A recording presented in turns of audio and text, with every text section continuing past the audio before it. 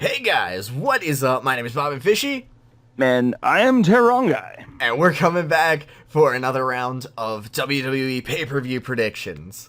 This time, we're looking at the 2018 Elimination Chamber. What is that? Well, the Elimination Chamber is... No, okay, so we all know what the Elimination Chamber is. It's a big box with people in it, and... I thought that was called the steel cage match. No. This is even better. But Okay. I'm pretty excited about the chamber match itself. Some of the other stuff I'm not so hyped for, but I'm gonna see Braun Strowman in the Elimination Chamber. I'm gonna be honest. That's what I want to see. He's gonna eat everybody. I can't wait. Yeah. So honestly, like pretty much everybody in the chamber is really, really hot right now. Like just in terms of like connecting with the crowd and stuff. Some more than others, but like it should be a good one. But that is the main event. We need to talk about all the matches. So, kickoff show. Luke Gallows, Carl Anderson versus The Revival. Who are they? Why should we care? I don't know anything about the Revival. I haven't seen them in what feels like a while. Yeah, they've gotten injured like a lot. Yeah, I mean, Which last time that I can actually remember seeing them was at the anniversary show when like NWO and DX kicked the hell out of them. Yeah, they got put in the Ascension spot, and I was really mad about it. Yeah, But I mean, Luke Gallows and Carl Anderson, they're getting a pretty good little bit of promotion and stuff going on now that Finn Balor's monkeying around with them a bit more like the good old days. But like, I feel like their whole gimmick is like we're Finn Balor's friends. But that was okay. So the Revival is when allowed to be taken seriously, like as a threat, probably the best tag team in the industry. Like they can genuinely get crowds to dislike them, which is really good for heels. And they're very, very talented. Like I watched some of their stuff from NXT, and they're just the best. Every time that I've seen them actually get to do their stuff, I mean, not when they're doing their gimmicks where they're just going up and fighting a bunch of legends and getting their stool pushed in, but when they're actually wrestling, when they're actually showing what kind of a tag team they are, they're good. Oh, yeah. I mean, they're really good. They had who was it? Oh gosh, Gargano and Ciampa versus the Revival was like so amazing. American Alpha versus the Revival. So good. Like, these guys are the real deal. Gallows and Anderson, I feel like they're never going to get taken seriously because they're always going to be the henchmen of some former Bullet Club guy. Nerds! Like, and that's it. Yeah. But hey, we can sell a t-shirt. Yep. But, real question, who's going to win? I'm going with the Revival. If it's going to be based on skill, and if I think the Revival deserves a little bit more of a push. I mean, they've been basically put on the back burner for so long that I think this year might be just that little bit of a push that they need. Okay, and so I would agree with that, except I don't think that they will ever get pushed strongly because Vince McMahon does not like the fact that they consider themselves wrestlers. And they do, like, as, like, they are NWA type, like, throwback dudes. I don't think they will win this. And I don't know why. I just have a feeling that Gallows and Anderson are going to win. I feel like after this, they're going to start actually doing things as the club. Or, like Bullet Club or Balor Club or whatever. Yeah. And I think that they are going to win this one to give themselves a little bit of momentum towards that. Yeah. I hate to say it, because actually all the guys in this are really good. But, like, Gallows and Anderson haven't really gotten to have a mean streak, and the Revival haven't been healthy long enough to. Yeah. So, I think it's Gallows and Anderson's time to shine. They're also taller, so I feel like that goes a long way. One of them is. Yeah. Anyways, next match. The Raw Tag Team Championship match. The Bar versus Titus Worldwide.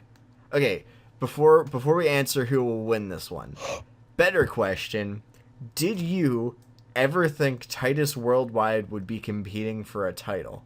No. Okay. I mean, when they had the one cruiserweight guy, Yeah, because he was pretty almost good. he was Tozawa, pretty right? talented. I think so, yeah. But this team that they have going on, Titus O'Neil and Apollo, just Apollo now. They got rid of the Cruz. it annoys me. I don't know. They just annoy me, and I don't know. I never would have I thought they were literally just going to be that gimmick.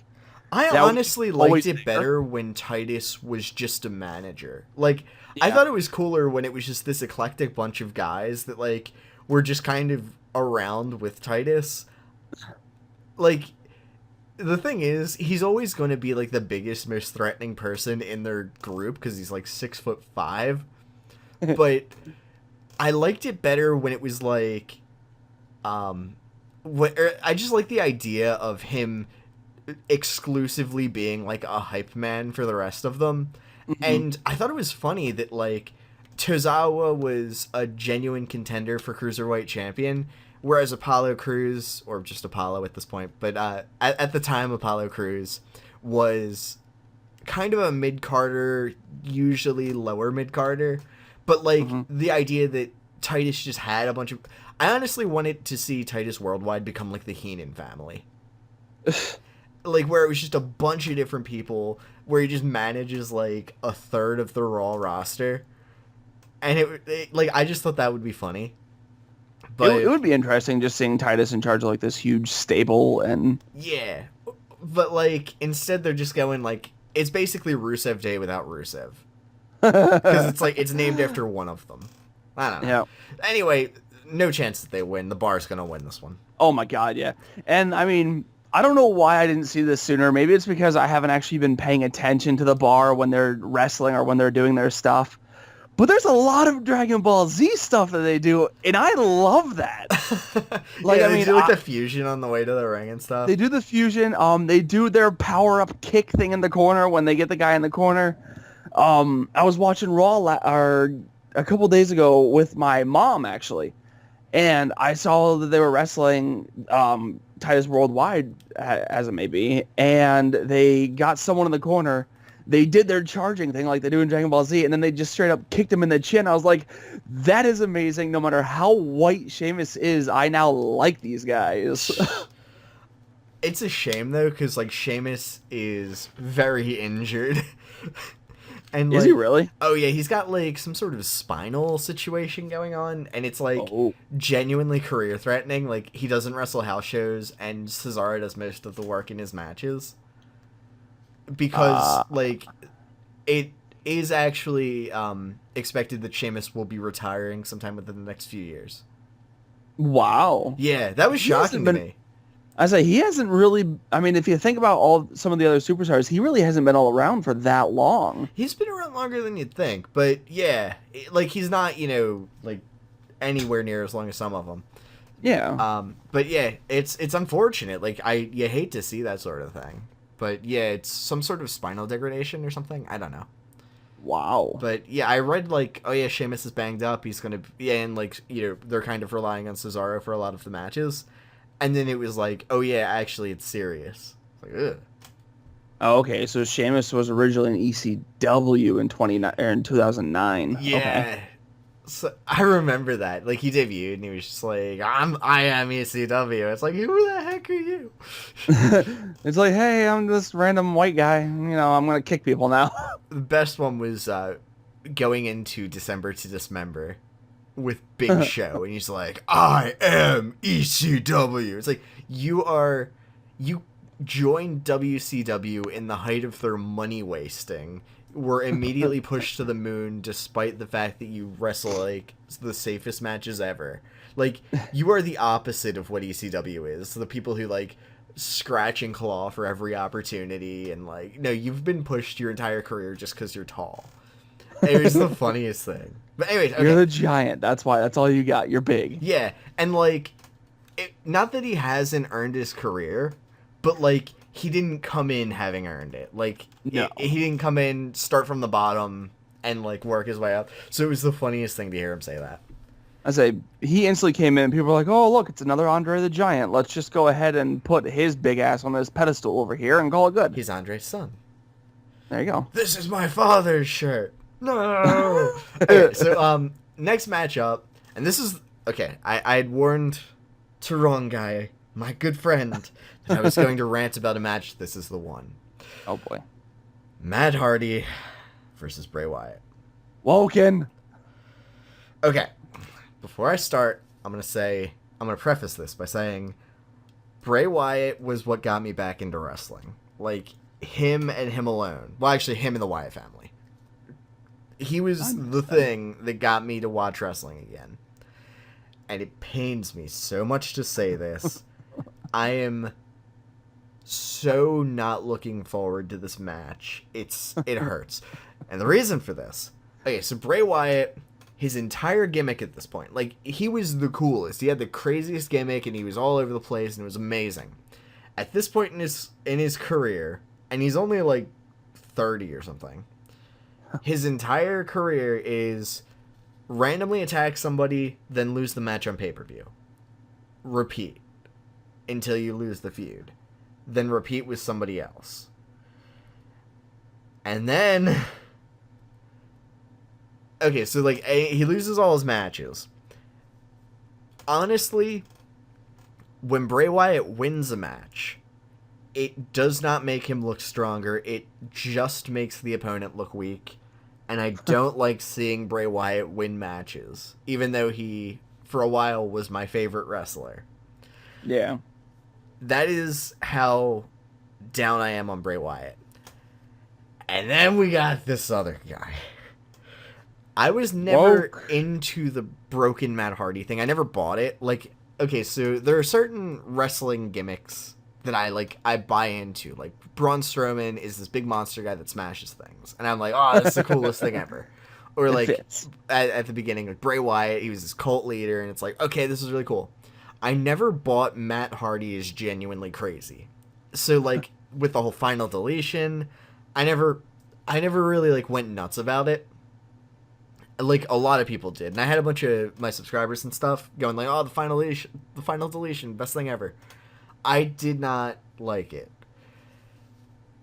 But I understood that it was Matt Hardy's, like, crowning achievement. For a little while there, he was more popular than Jeff, and it was cool. And I was happy for him. Even though I don't like Matt Hardy, because when I first started watching wrestling, he beat Rey Mysterio at WrestleMania 19 and didn't lose the Cruiserweight title to him that night, and I was really mad. So I've always hated Matt Hardy.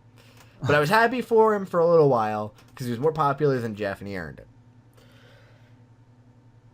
And then he came to WWE again.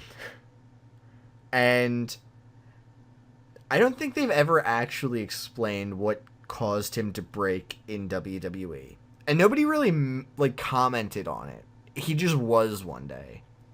And the announcers were like, oh yeah, Matt Hardy. Yep, that's him. He's exactly as he has always been. Matt Hardy. And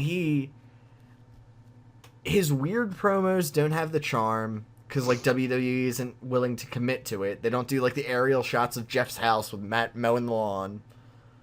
Like, I cannot manage to care about either of these guys right now, and I aggressively don't care about Matt Hardy. And their entire feud has been Bray Wyatt randomly going, ah, and then Matt going, ah. I'm so mad about this. And my favorite gimmicks ever have always been the crazy weird ones. And this is the crazy weird gimmick guy versus the other crazy weird gimmick guy. And I'm so mad about the fact that they haven't made me care about it. I genuinely, like, in my core, dislike this match. I'm gonna say Bray Wyatt wins. I don't know, why not? Your turn. Yeah, I don't have an essay to talk about this match here. I can't say that I remember from TNA what caused Matt to break. So he had been in a match against Jeff for the title, and he lost and got injured. And he had, like, another one. Or, like, he came back, and he was, like... But the whole thing was, like, he got injured. Storyline injured, I think. Mm-hmm. And, like, in a loss for the title to his brother. Mm-hmm. Which made sense. In this, he lost a random match against Bray Wyatt on Raw. Like, with nothing on the line. which made me that made me even more mad. But anyways, yeah. So like that's why I'm fairly certain that's why. Okay. But I mean, I remember in TNA, like the broken Matt thing was ridiculously like hyped. Because I remember just seeing everyone talking about broken Matt and winning this or winning that and whatnot. And then seeing him come to WWE and he's still having that gray streak in his hair, and then him like sitting in a corner and basically dabbing in the corner, yelling delete. Yeah, delete. I was like, all right, so they're gonna bring this gimmick from TNA, and I mean, it got me a little bit excited. But then it happened, and now he's like, I've been around since the beginning of the universe. The thing is, like, he hasn't even. It's literally okay. So the charm of the whole broken Matt thing was not just that he was saying weird things. He was saying and doing weird things in weird places. And, like, I remember there was, like, a part where he went to, like, a zoo, and he was talking to, like, a giraffe and calling it George Washington or something. And it was, like... And then, you know, like, they had, like, the weird gimmick thing where it was, like, in the middle of the afternoon, and they were fighting in, like, a, you know, like, a garage or something. And, like... With this version in WWE, it's literally just been in the same back room that with a really bad green screen. Like, it just has no charm. Honestly. No, I mean, like, this is one of those moments where TNA definitely did it better, which is pathetic. Yeah, I mean, like, look at the budget difference. I mean, they could have really done something very cool with this broken Matt thing. I mean, I don't know what the heck it is, but I mean, I'm pretty sure that I could brainstorm at least 3 or 4 different things that would have been better than what they did with him as it is. They would have had to spend more money than TNA. Just spend the same amount of money. It was very popular. Oh, yeah. And, like, even if I didn't like it, it was still very popular. Like, you could have at least continued that success. They actively made it worse. Yeah. And, like, objectively, not like subjectively, like, I don't get it worse. Objectively, lower production quality with less creative freedom. Yep. Just straight up worse. Yeah. But anywho, I think I'm gonna go with Matt just because I have a feeling that what. That's fair. Like, I feel like you don't even need to explain that one. Like, yeah, just go with the other guy. Like, I mean, I figure might as well put another versus in Honestly, there. That's probably a safe pick. I think Bray's won like 2 matches on TV or something. I don't know. Maybe Bray will win, and like that will bring Matt over to his side, and then they'll do something really freaking weird, or vice versa. Didn't he try that with Randy Orton? I feel like he should have learned his lesson. Randy Orton's not playing the nutso wacko delete guy. He hears voices in his head. They counsel him. They understand. All right, I'm gonna go with Matt.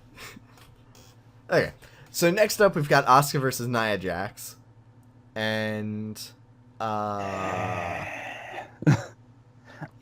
don't foresee the WWE making Asuka lose her streak to Nia Jax of all people. Yeah. I just don't see how that would be a very good decision on anyone's behalf. But did you hear about the stipulation? Oh, yeah. It's on your screen. Yeah, if Nia Jax wins, it becomes a triple threat match. Derp. Actually, it might not. Asuka still gets her choice of champion to challenge. So if Jax wins, she just straight up fights Alexa Bliss.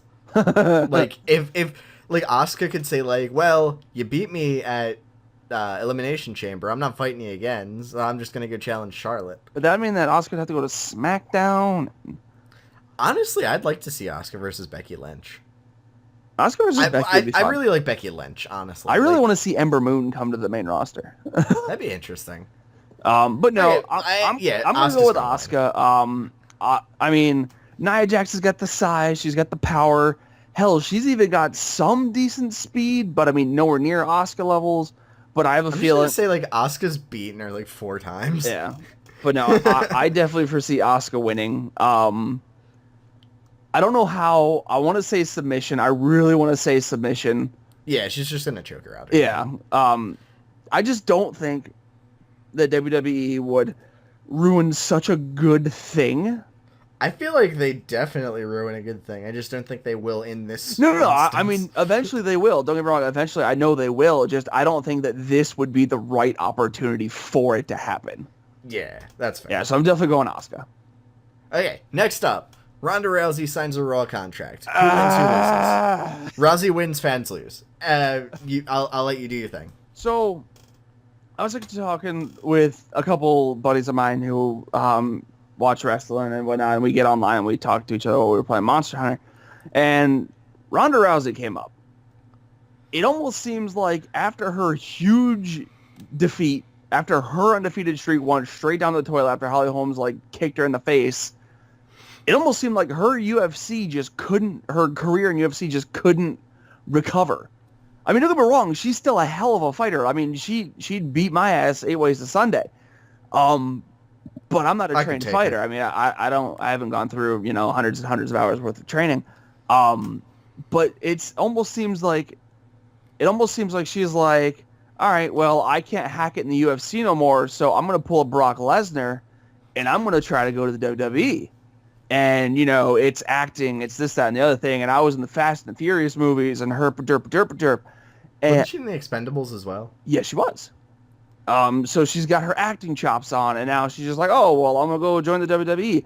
And then the Royal Rumble happened, and Asuka was the very first winner of the female Royal Rumble, and that was supposed to be her moment. That was supposed to be Asuka's moment to shine, to bask in that glory of being the first ever women's Royal Rumble winner. And then you hear whatever the hell song she played, and you see Roddy Piper's font, and it's Ronda Rousey. It's like, why? It's like, what? Why? Is that a thing? Yeah, I genuinely do. I'm in the same camp as you. I genuinely resent the fact that she spoiled that for Asuka and just for women's wrestling in general. Mm-hmm. And the fact that they did it so poorly. She just kind of walked out with her awkward fitting jacket and pointed at the sign, and Asuka smacked her hand away. It was just okay. And then the camera stayed on her. It's man, if the camera had stayed on Asuka, that would have been fine. I don't need to fight you. If they had genuinely just put her down, that would have been funny. I'm also I'm in the same camp as you. I resent the fact that this much attention is being paid to her. I was really, really hoping Asuka was going to kick her right in the mall. That'd be funny. Oh, that'd have been so good. So yeah, basically what we're saying is Ronda Rousey wins and the fans lose. Pretty much. All right. Although, ooh, to your point before, I think I could take her. So Ronda Rousey, I'm throwing the challenge down now. UFC 300, pay-per-view. I want half of the money. I feel like I'll do at least as well as CM Punk. Oh. I think I could walk out of there with a lot of money. Oh yeah, so bring it on, Ronda. You can walk out there with a bunch of money, just broken jaw. Yeah, that's my end game. I'm gonna get my butt kicked, but I'm gonna take half the money. So yeah, me and you, Ronda. I'm throwing the challenge down. I'm half dead after it, but I'm still a millionaire now, right? Worth it. Yep. Okay, next up, we've got the Women's Championship Elimination Chamber match. The champion, the reigning, defending, undisputed Women's Champion, and my future wife, Alexa Bliss, versus Sasha Banks, versus Bayley, versus Mickie James, versus Mandy Rose, versus Sonya Deville. Who you got and why? I'm thinking it's going to be Sasha, actually. It just seems... monster. Huh? You monster. I know, originally I was going to say Alexa Bliss. I was literally going to, but I know she's your girl. I know she's your wife. She's your booty lover. I don't know. I really don't have a whole lot of backing to this decision, but just something in my gut makes me think that Sasha Banks is going to walk out with it, and then it's going to be Asuka and Sasha at WrestleMania. That would actually be pretty good. I think it'd be an interesting match because, Sasha's the first woman on the Raw roster to be like, oh, I'm not afraid of Asuka Herpeter, and then she challenged her to a legit fight. And then lost. It wasn't a bad match, though. Although, watching Sasha dive through the ropes just to catch that foot, square. Oh my god, she just landed straight on her head. Oh my god, dude, that looked so freaking painful. Honestly, that's like how all Sasha Banks matches goes. All her matches go. It's just like you're just waiting for that one moment where she almost kills herself. I mean, she does it so frequently. I say she's a really good wrestler, though. I mean, she sells it like every single time. She sells it. Literally, like every match, she'll just like fall on her head, and it's always like, ugh. Okay, I'm picking Alexa Bliss, obviously. Yeah. Yeah. I'll put money down on it. She's the best. I say, is there any reasoning behind it, or is it just because you like? Because she's perfect. Oh, okay. you like the booty. Okay. I like everything about her. I really like her smile because it's like that half smile. It looks all evil and stuff. I love her. Anyways, okay, last match, men's elimination, the main event, obviously the best match, the 7-man men's elimination chamber, John Cena versus Braun Strongman versus Elias versus that other guy, Roman Reigns, whatever, versus The Miz versus Finn Balor versus Seth freaking Rollins. And before you say who you think will win, did you see that gauntlet match? Because holy cow, Seth rocks. Right? Oh my goodness, yeah. Seth in that gauntlet match was absolutely freaking amazing. What was it, like 54 minutes? He went like an hour. Yeah. And it was like, and he like pretty much sprinted the entire time. Like Seth is honestly, like, because he's so good so consistently, you forget how good he is. Mm-hmm. That reminded me of how good Seth is. Yep. He's definitely an awesome athlete, that's for sure. I remember, like, when the Shield split up, Seth Rollins got the title right away because he was actually Vince McMahon's guy out of them. I know that, like, I think it was Triple H is really behind Roman Reigns, but, like, Vince McMahon really likes Seth Rollins. And I was like, I wonder why that is. And it was like, man, and then he carried the company for like a year. And I was like, okay, I get it. This just reminded me of like why so many people think that Seth Rollins is so good. He is AJ Styles level of just incredible. Yep. That said, Braun Strowman's still going to win. He's going to smash everybody. Oh my God, yeah. I mean, don't get me wrong. I can foresee Cena doing Cena things and his gimmick. Oh, well, I almost have the most championships. And he's a part-timer, yet he keeps like main eventing stuff. And it's just like, go away, John Cena. To be honest, like, I don't consider him as much of a part-timer as a lot of them. Because, like, when he's there, he's there. Yeah. Like he'll wrestle matches on Raw and stuff. Like, it's not like he's just coming in for pay-per-views. The Rock. Like, he does other stuff, but, like, when he's there, he's, full-time John Cena. Yeah. But I want to see Strowman just smash everybody. I feel like it's going to be the best. My goodness, yeah. I want to see Strowman be, like, number 5. I want to see him be, like, number 2 and just start killing people. Actually, no, probably number 5, and just have, like, him versus all of them. That'd be cool. Well, that's what's going to happen.